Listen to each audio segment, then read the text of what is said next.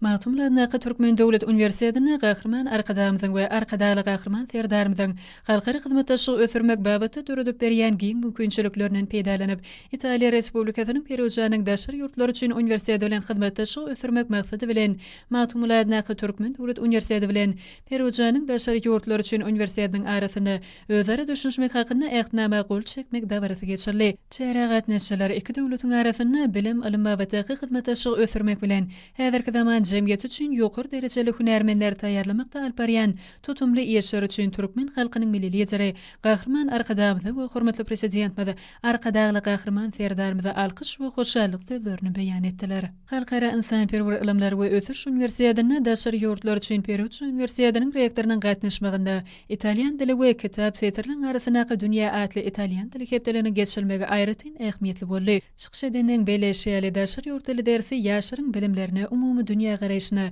pikirlenşiň ösüşini we giňelmegine münasip goşunt goşýa, daşary ýurt dillerini özleşdirmek ýaş nesle akyl ýetiriş içiňligini netije çykarmak we umumlaşdyrmak başanygyny görkezmäge mümkinçilik berýär. Çykyş edenler ýurdumyzda daşary ýurt dilleriniň öwrenilmegi hemde öwredilmegi üçin ähli mümkinçilikleri döredip berýän gahryman arkadamyza hemde arkadaly gahryman serdarymyza alkyş sözlerini aýtdylar.